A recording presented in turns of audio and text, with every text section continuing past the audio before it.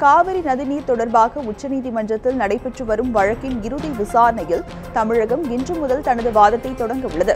கடந்த 2007ஆம் ஆண்டு காவிரி நடுவர் மன்றம் அளித்த தீர்ப்பை எதிர்த்து தமிழ்நாடு, கர்நாடகா, கேரளா ஆகிய மாநிலங்கள் தாக்கல் செய்த மனு மீதான இறுதி விசாரணை உச்சநீதிமன்றத்தில் நடைபெற்று வருகிறது.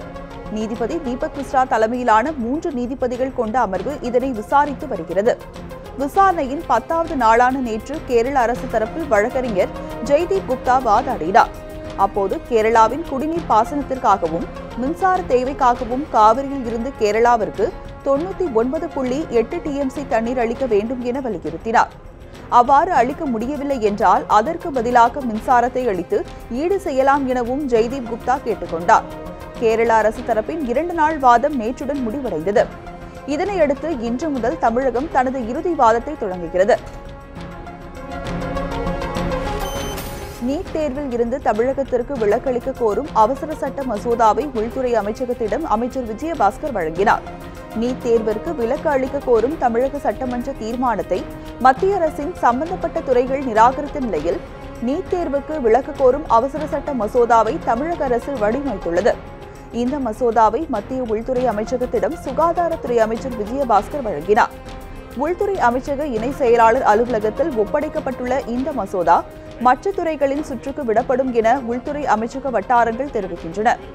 இதற்கிடையே இந்த அவசர சட்டத்திற்கு அனுமதி வழங்க கோரி துணை சபாநாயகர் தம்பிதுரையும் தமிழக சுகாதாரத்துறை அமைச்சர் விஜயபாஸ்கரும் பிரதமர் நரேந்திர மோடியை இன்று சந்திக்க திட்டமிட்டுள்ளனர். ஜார்க்கண்டில் கட்டாய மத மாற்றத்திற்கு தடை விதிக்கும் மசோதாவுக்கு அம்மாநில அமைச்சரவை ஒப்புதல் வழங்கியுள்ளது. முதலமைச்சர் ரகுபர்தாஸ் தலைமையிலான பாரதிய ஜனதா அரசு இந்த மசோதாவை கொண்டு வந்துள்ளது. ஜார்க்கண்ட் மத சுதந்திர மசோதா என்ற பெயரில் கொண்டுவரப்பட்டுள்ள இந்த மசோதா கட்டாய மத மாற்றத்தை தடுக்கும் நோக்கில் கொண்டுவரப்பட்டுள்ளதாக தெரிவிக்கப்பட்டுள்ளது. இந்த மசோதாவில் உள்ள 3வது சரத்தின்படி கட்டாய மத மாற்றத்தில் யாரேனும் ஈடுபட்டது உறுதிப்படுத்தப்படுமானால் 3 ஆண்டு சிறை தண்டனை விதிக்க வழிவகை செய்யப்பட்டுள்ளது. கட்டாய மத மாற்றத்திற்கு உள்ளாக்கப்படுபவர் 18 வயதுக்கு உட்பட்டவராகவோ பட்டியல் இனத்தவராகவோ இருந்தால் மத மாற்றத்திற்கு காரணமானவருக்கு 4 ஆண்டுகள் வரை சிறை தண்டனை விதிக்க வழிவகை செய்யப்பட்டுள்ளது.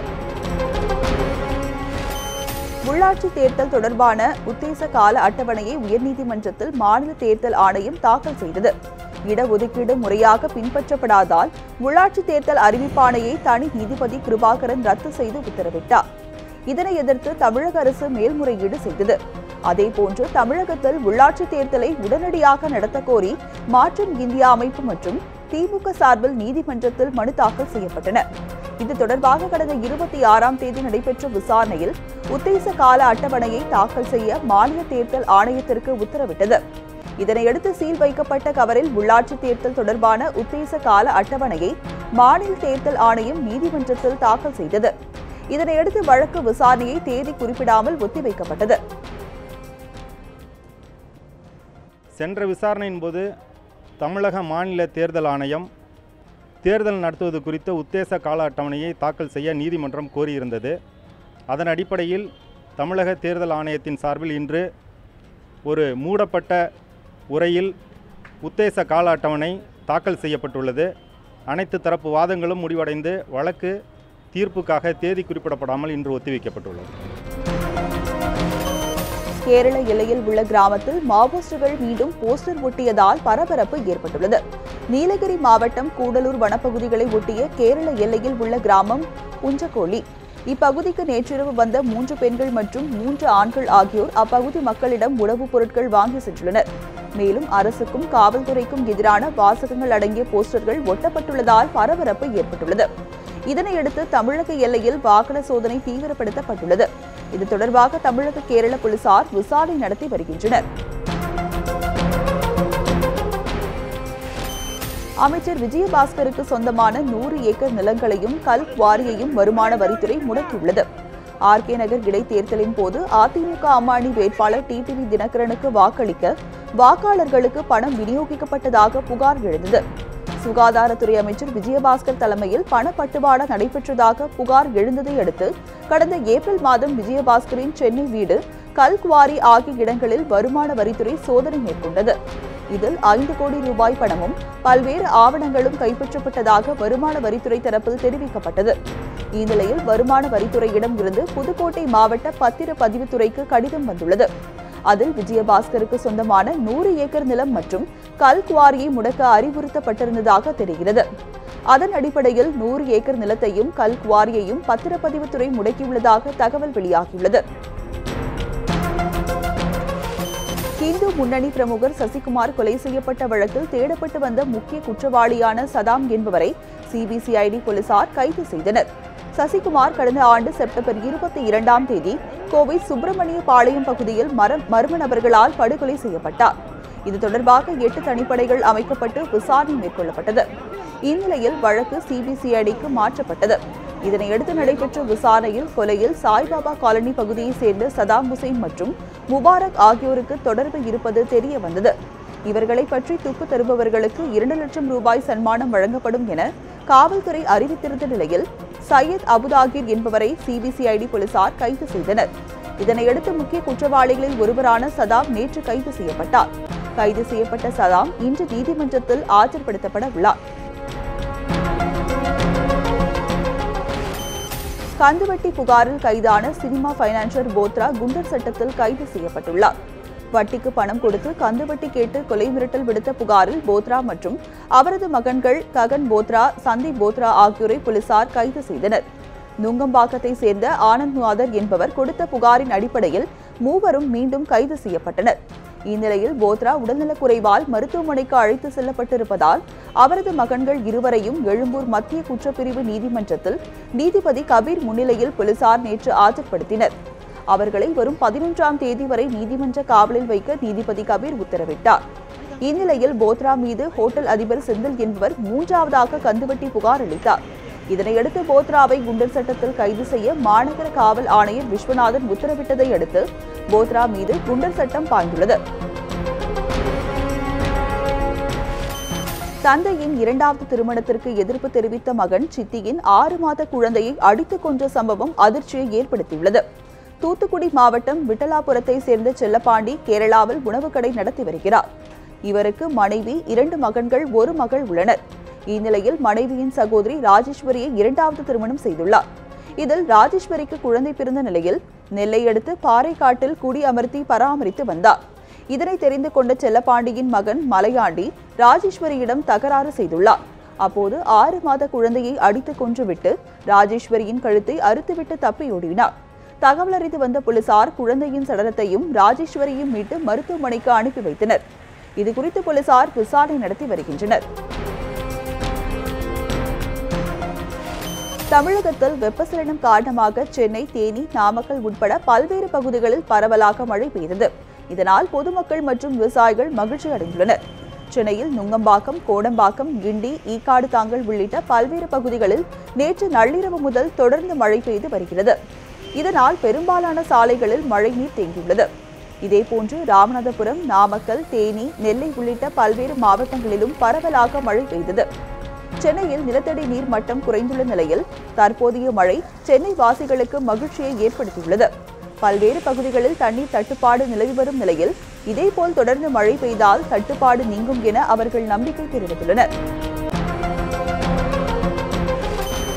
அன்றாடம் பயன்படுத்தக்கூடிய மளிகை பொருட்களுக்கு ஜிஎஸ்டி வரி 5% குறைக்க வேண்டும் என்பன உள்ளிட்ட கோரிக்கையை வலியுறுத்தி வரும் 8ஆம் தேதி மாநிலம் தழுவிய கடையடைப்பு நடத்த உள்ளதாக வணிகர் சங்கங்கள் பேரமைப்பு தலைவர் விக்ரமராஜா தெரிவித்துள்ளார். பொள்ளாச்சியில் ஜிஎஸ்டி விழிப்புணர்வு கூட்டம் நடைபெற்றது. இதில் கலந்து கொண்ட விக்ரமராஜா 20 லட்சம் ரூபாய் வரை வர்த்தகம் செய்பவர்களுக்கு ஜிஎஸ்டி வரி கிடையாது என்பதை 50 லட்சமாக உயர்த்த கோரிக்கை விடுத்தார். வியாபாரிகள் வரி ஏய்ப்பு செய்தால் சிறை தண்டனை என்பதை அகற்றுவது உள்ளிட்ட பல்வேறு கோரிக்கைகளை வலியுறுத்தி வரும் 8ஆம் தேதி மாநிலம் தழுவிய கடையடைப்பு நடைபெறும் என்றும் தெரிவித்தார். புழல் சிறையில் கழிவறை சுத்தம் செய்ய பயன்படும் பவுடரை சாப்பிட்டு தற்கொலைக்கு முயன்ற கைதி ஸ்டான்லி மருத்துவமனையில் அனுமதிக்கப்பட்டுள்ளார். சென்னை குரோம்பேட்டையை சேர்ந்த அந்தோணிராஜ் கடந்த 2015ஆம் ஆண்டு முதல் கொலை வழக்கில் கைது செய்யப்பட்டு புழல் மத்திய சிறையில் அடைக்கப்பட்டுள்ளார். இந்நிலையில் மன உளைச்சல் காரணமாக கழிவறை சுத்தம் செய்ய பயன்படுத்தும் பவுடரை சாப்பிட்டு தற்கொலைக்கு முயன்றுள்ளார். அவரை மீட்டு ஸ்டான்லி மருத்துவமனையில் அனுமதித்த காவல்துறையினர் விசாரணை நடத்தி வருகின்றனர். இதேபோன்று சிறையில் அடைக்கப்பட்டுள்ள குரு என்பவரை பார்க்க வந்த சகாயம் என்பவர் கஞ்சா பதுக்கி வைத்திருந்ததாக பிடிபட்டார். அவரிடம் போலீசார் விசாரணை நடத்தி வருகின்றனர். நெல்லை மாவட்டம் பணகுடியில் வைரஸ் காய்ச்சலால் 10க்கும் மேற்பட்ட குழந்தைகள் பாதிப்படைந்துள்ளதால் மாவட்ட நிர்வாகம் நடவடிக்கை எடுக்க வேண்டும் என பொதுமக்கள் கோரிக்கை விடுத்துள்ளனர். நெல்லை மாவட்டம் பணகுடி பேரூராட்சிக்கு உட்பட்ட மங்கம்மாள் சாலை பகுதியில் 20,000 பேர் வசிக்கின்றனர். கடந்த சில வாரங்களாக அப்பகுதியில் வைரஸ் காய்ச்சலால் சிறுவர் சிறுமியர்கள் குழந்தைகள் பாதிப்படைந்து மருத்துவமனைகளில் சிகிச்சை பெற்று வருகின்றனர். இதுகுறித்து பணகுடி பேரூராட்சியில் தெரிவித்தும் நடவடிக்கை எடுக்கவில்லை என கூறப்படுகிறது. மாவட்ட நிர்வாகம் உடனடியாக நடவடிக்கை எடுக்க வேண்டும் என பொதுமக்கள் கோரிக்கை விடுத்துள்ளனர். எங்க காம்பவுண்ட்ல 10-15க்கு மேற்பட்ட ஃபேமிலி இருக்கு. ஃபேமிலியில 12-13 சின்ன குழந்தைங்க இருக்காங்க. குழந்தைங்க எல்லாமே காய்ச்சல்னால அவதிப்பட்டு இருக்காங்க. டெங்கு அது இதுன்னு வந்துட்டு இருக்கு. அதுக்கு காரணம் பக்கத்துல இருக்க சாக்கடையை கிளீன் பண்ணவே மாட்டுக்காங்க. சாக்கடையை கிளீன் பண்ண சொன்னா வீட்டுல இருக்க தண்ணியில மருந்தை ஊத்திட்டு போயிடுறாங்க. சாக்கடையை வார மாட்டுக்காங்க. பாதி வெளிவர சாக்கடையை வாடுறாங்க. ஒரு குப்பை தொட்டி வைக்கிறாங்க. குப்பை போடுறதுக்கு ஒரு இடம் கிடையாது. எதையுமே கிளீன் பண்ணாம இருந்துட்டு தண்ணியை மட்டும் பாக்குறாங்க. அதை கிளீன் பண்ண சொன்னா கரண்டை கட் பண்ணிடுவோம், தண்ணியை கட் பண்ணிடுவோம், அதை மட்டும் தான் பேசுறாங்க. வேற எந்த ரெஸ்பான்ஸும் எடுக்க மாட்டேங்காங்க. பிள்ளைங்க எல்லாமே காய்ச்சல்னால ஹாஸ்பிட்டல்ல இருக்காங்க. அப்துல் கலாம் சிலை அருகே பகவத்கீதை வைக்கப்பட்டதை வைத்து அவரை ஒதுக்கினால் அவரை இந்து மதம் ஏற்றுக்கொள்ளும் என்று அகில பாரத இந்து மகாசபா மாநில தலைவர் பாலசுப்ரமணியன் தெரிவித்துள்ளார். நாகர்கோவிலில் செய்தியாளர்களிடம் பேசிய அவர் கலாமை ஒரு சில இஸ்லாமிய அமைப்புகள் விமர்சித்து வருவதாக கூறினார். கலாம் சிலை அருகே குரான் பைபிள் வைக்கப்பட்டது தொடர்பாக இந்து மக்கள் கட்சி சார்பில் புகார் அளிக்கப்பட்டுள்ளதாக கூறிய அவர் வீணையையும் பகவத்கீதையையும் வைத்து அவர் மீது மதசாயம் பூசினால் அப்துல் கலாமை இந்து மதம் ஏற்றுக்கொள்ளும் என்று தெரிவித்தார். மதசார்பற்ற நாட்டில் இந்த மாதிரி ஒரு சூழ்நிலை அப்பட்டமானது, இது தேவையற்றது. அப்படி நீங்கள் ஒதுக்குவீர்களே ஆனால் அப்படிப்பட்ட ஒரு பெருமனிதனை, தமிழகத்தினுடைய ஒரு மிகப்பெரிய கௌரவமான அந்த சொத்தை நாங்கள் இந்துவாக ஏற்றுக்கொள்வதில் எங்களுக்கு எந்தவித ஆட்சேபனையும் இல்லை. திருவாரூர் அருகே கறி விருந்தின் போது ஏற்பட்ட தகராறில் இளைஞர் ஒருவரை தம்பதியினர் குத்தி கொலை செய்த சம்பவம் பெரும் அதிர்ச்சியை ஏற்படுத்தியுள்ளது. பனங்குடி கிராமத்தில் நடைபெற்ற ஒரு நிகழ்ச்சியில் உணவு விருந்தின் போது சரவணன் மாரிமுத்து இடையே தகராறு ஏற்பட்டுள்ளது. அப்போது அருகில் இருந்தவர்கள் இருவரையும் சமரசம் செய்து வைத்தனர். எனினும் ஆத்திரத்தில் இருந்த மாரிமுத்து தனது மனைவி கோமதி உதவியுடன் வீட்டில் தனியாக இருந்த சரவணனை கத்தியால் சரமாரியாக குத்திவிட்டு தப்பி ஓடியதாக கூறப்படுகிறது. இதில் படுகாயமடைந்த சரவணன் சம்பவ இடத்திலேயே உயிரிழந்தார். இது தொடர்பாக போலீசார் விசாரணை நடத்தி வரும் நிலையில் மாரிமுத்து மற்றும் அவரது மனைவி கோமதி நன்னிலம் காவல் நிலையத்தில் சரணடைந்ததாக தகவல் வெளியாகியுள்ளது. NLC ஒப்பந்த தொழிலாளர்களின் பிரச்சினைக்கு தீர்வு காணும் வகையில் சார் பதிவாளர் தலைமையில் இன்று பேச்சுவார்த்தை நடைபெறும் என தகவல் வெளியாகியுள்ளது. நெய்வேலி NLC சுரங்கம் 1A ஒப்பந்த தொழிலாளர்கள் 26 நாள் பணி குறைப்பை கண்டித்து கடந்த 12ஆம் தேதி முதல் போராட்டத்தில் ஈடுபட்டு வருகின்றனர். இந்த போராட்டத்தின் தொடர்ச்சியாக கடந்த 31ஆம் தேதி வடலூரில் சாலை மறியலில் ஈடுபட்ட தொழிலாளர்கள் மீது காவல்துறையினர் தடியடி நடத்தி கலைத்தனர். இப்பிரச்சினை குறித்து நேற்று சார் ஆட்சியர் அலுவலகத்தில் தொழிற்சங்க நிர்வாகிகளுடன் பேச்சுவார்த்தை நடத்தியதில் NLC அதிகாரிகளை அழைத்து சுமூக தீர்வு காண நடவடிக்கை எடுக்கப்படும் என உறுதியளித்தனர். இதனையடுத்து தொழிற்சங்கத்தினர் தற்காலிகமாக ஒரு நாள் தங்கள் போராட்டத்தை ஒத்திவைத்தனர். இதனையடுத்து NLCயின் சுரங்கம் மற்றும் மனிதவள அதிகாரிகளுடன் மாவட்ட ஆட்சியர் ஆலோசனை நடத்தினார். அப்போது பிரச்சினைக்கு தீர்வு காண்பது குறித்து விவாதிக்கப்பட்டதாக கூறப்படுகிறது. இந்நிலையில் இன்று காலை 10:30 மணிக்கு சார் ஆட்சியர் அலுவலகத்தில் தொழிற்சங்க நிர்வாகிகளுடன் பேச்சுவார்த்தை நடைபெறும் என தகவல் வெளியாகியுள்ளது. சேத்துப்பட்டு அருகே சென்னை சென்ற அரசு பேருந்தில் ஓட்டுநருக்கு மாரடைப்பு ஏற்பட்டாலும் சாமர்த்தியமாக பேருந்தை நிறுத்தியதால் பேருந்தில் பயணம் செய்த சுமார் 40 பயணிகள் அதிர்ஷ்டவசமாக உயிர் தப்பினர். திருவண்ணாமலை மாவட்டம் போலூரிலிருந்து சென்னைக்கு அரசு பேருந்து ஒன்று சுமார் 40 பயணிகளுடன் நேற்று காலை புறப்பட்டது. தேவிகாபுரம் அருகே பேருந்து சென்றபோது பணியில் இருந்த ஓட்டுநர் அன்புராஜுக்கு திடீர் மாரடைப்பு ஏற்பட்டுள்ளது. இதனால் கட்டுப்பாட்டை இழந்த பேருந்து தாறுமாறாக ஓடியதால் அதிலிருந்த பயணிகள் அலறினர். ஓட்டுநரின் சாமர்த்தியத்தால் சாலையின் ஓரமாக பேருந்து நிறுத்தப்பட்டதால் பயணிகள் நிம்மதி பெருமூச்சு விட்டனர். எனினும் மாரடைப்பு ஏற்பட்டு ஓட்டுநர் அன்புராஜ் மயங்கி விழுந்துள்ளார். உடனே ஓட்டுநரை மீட்டு வந்தவாசி அரசு மருத்துவமனைக்கு கொண்டு சென்றனர். அங்கு பரிசோதித்த மருத்துவர்கள் வழியிலேயே அன்புராஜ் உயிரிழந்ததாக தெரிவித்தனர். இதுகுறித்து காவல்துறையினர் விசாரணை நடத்தி வருகின்றனர். திருச்செந்தூர் அருகே உள்ள குலசேகரன்பட்டினம் முத்தாரம்மன் கோவிலில் ஆடி கோடை விழா நடைபெற்றது. ஆயிரக்கணக்கான பக்தர்கள் கலந்து கொண்டு அம்மனை தரிசனம் செய்தனர். தூத்துக்குடி மாவட்டம் குலசேகரன்பட்டினத்தில் முத்தாரம்மன் கோவில் உள்ளது. இந்தியாவில் மைசூருக்கு அடுத்தபடியாக தசரா திருவிழா ஒவ்வொரு ஆண்டும் புரட்டாசி மாதத்தில் இந்த கோவிலில் வெகு விமரிசையாக கொண்டாடப்படும். அதேபோல் ஆடி கோடை விழாவும் ஒவ்வொரு ஆண்டும் நடைபெறுகிறது. இந்த ஆண்டிற்கான ஆடி திருவிழா நேற்று வெகு விமரிசையாக நடைபெற்றது. இதையொட்டி அம்மனுக்கும் சுவாமிக்கும் சிறப்பு அபிஷேகம், அலங்காரம் செய்யப்பட்டு தீபாராதனை நடத்தப்பட்டது.